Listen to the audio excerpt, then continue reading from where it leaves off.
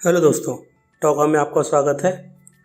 आज है 3 जुलाई और 3 जुलाई से रिलेटेड करंट अफेयर्स के जितने भी इम्पोर्टेंट क्वेश्चन बन सकते हैं वो हम इस वीडियो में डिस्कस करेंगे। तो चलिए अपने पहले क्वेश्चन की तरफ बढ़ते हैं।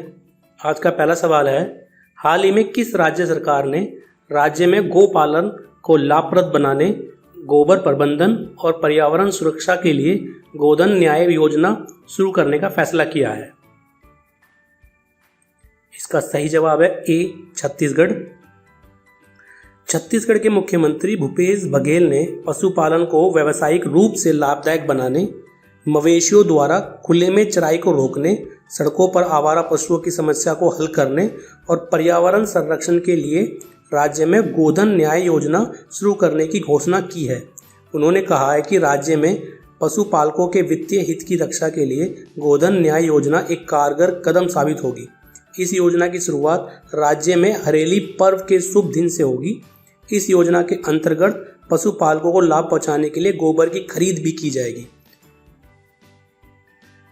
आज का दूसरा सवाल है, साल 2023 में होने वाले महिला विश्व कप फुटबॉल के लिए ऑस्ट्रेलिया और किस देश को संयुक्त मेजबानी मिली है?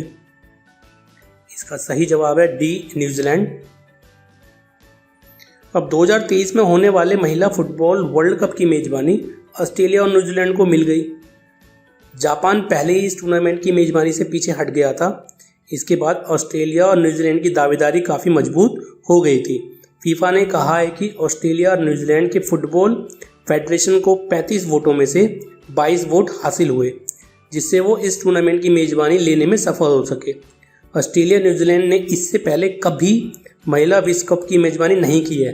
यह उनका पहला अवसर है, जबकि 2 परिसंघ मिलकर विश्व कप का आयोजन करेंगे। आज का तीसरा सवाल है, भारतीय रेलवे ने बड़ा फैसला लेते हुए सभी नियमित मेल, एक्सप्रेस और यात्री ट्रेन सेवाओं के साथ उपनगरीय ट्रेन कितने तारीख तक रद्द कर दी हैं? इसका सही जवाब है ए, 12 अगस्त। कोरोना के लगातार बढ़ रहे मामलों को देखते हुए रेलवे ने सभी रेगुलर ट्रेनों को रद्द कर दिया है। रेलवे बोर्ड ने गुरुवार को कहा कि सभी नियमित मेल, एक्सप्रेस और यात्री ट्रेन सेवाओं के साथ उपनगरीय ट्रेन 12 अगस्त तक रद्द रहेंगी। उन्होंने बताया कि सभी स्पेशल ट्रेन चलती रहेंगी। इससे पहले रेलवे ने 30 जून तक सभी ट्रेनों को रद्द किया था। कैंसिल की जा रही ट्रेनों का टिकट का पूरा रिफंड किया जाएगा। रेलवे के मुताबिक यात्री अपने टिकट का पैसा रेलवे के काउंटर से लेकर जा सकते हैं।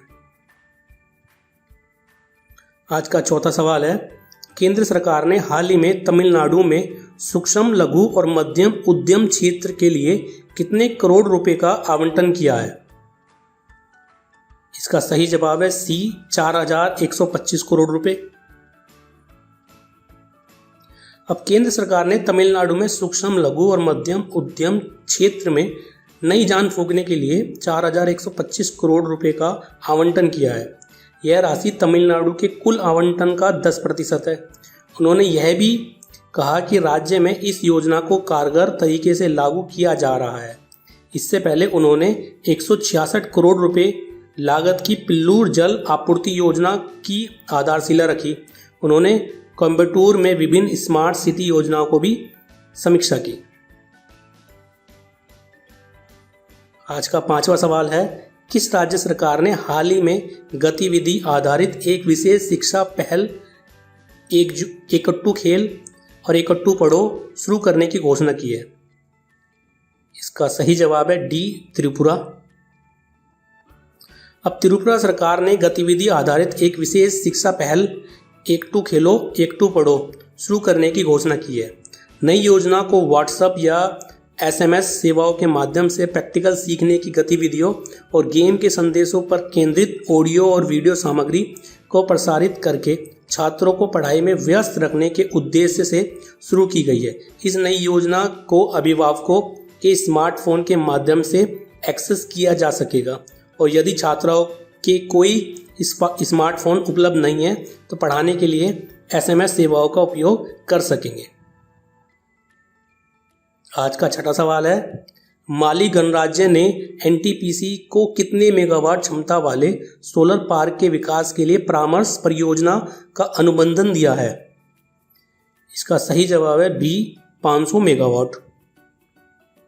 अब सार्वजनिक क्षेत्र की एनटीपीसी ने 24 जून 2020 को कहा कि उसे माली गणराज्य से 500 मेगावाट क्षमता के सौर पार्क विकास करने के लिए परामर्श परियोजना का अनुबंधन मिला है।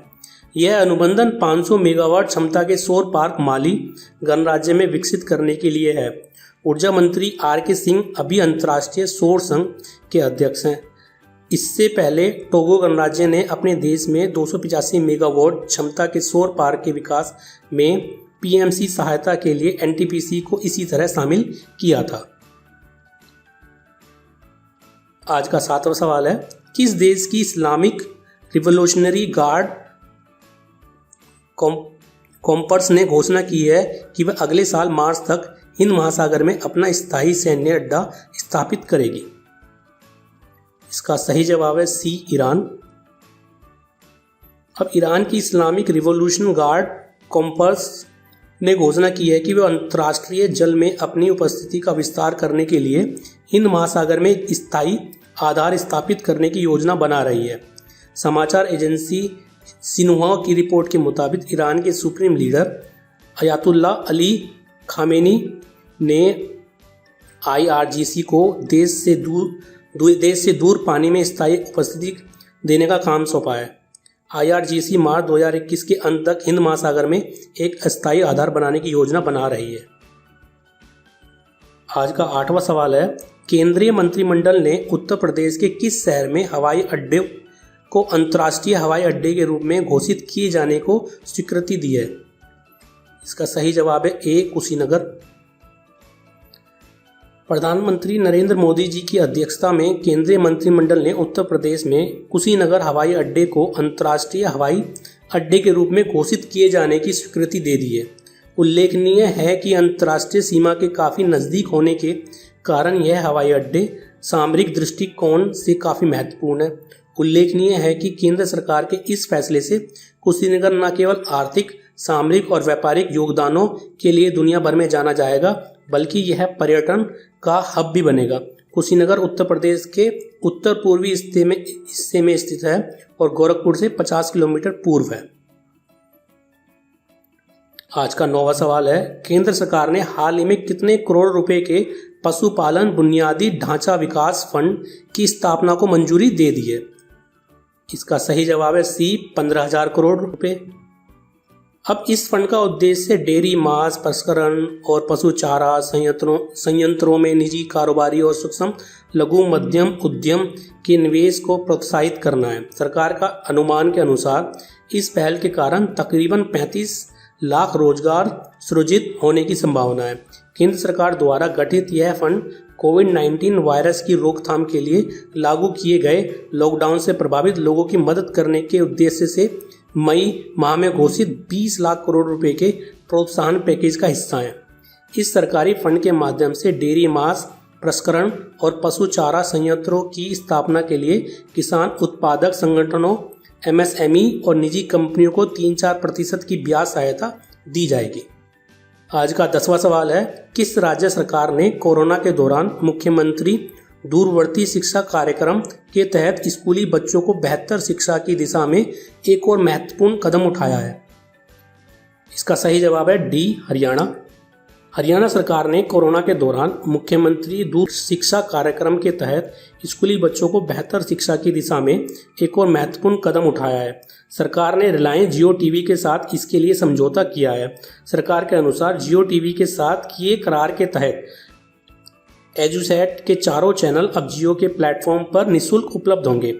नई पहल से विद्यार्थी टीवी, लैपटॉप, डेस्कटॉप, टैबलेट व मोबाइल के माध्यम से एक एजुसेट के चारों चैनल देख सकेंगे। टीवी पर प्रसारित की गई सामग्री 1 सप्ताह तक उपलब्ध रहेगी, जिससे विद्यार्थी अपनी सुविधा एवं समय के अनुसार इसको देख सकेंगे। इस वीडियो को देखने के लिए आपका बहुत बहुत धन्यवाद। अगर आपको ये वीडियो अच्छी लगे तो आप इसे लाइक कर सकते हैं। अगर आपका कोई सजेशन है या आप हमें कोई सलाह देना चाहते हैं तो आप हमें कमेंट्स कर सकते हैं। और जो भी इस वीडियो को पहली बार देख रहे हैं वो हमें सब्सक्राइब कर सकते हैं, क्योंकि इस तरह की वीडियो हम आगे लाते रहेंगे।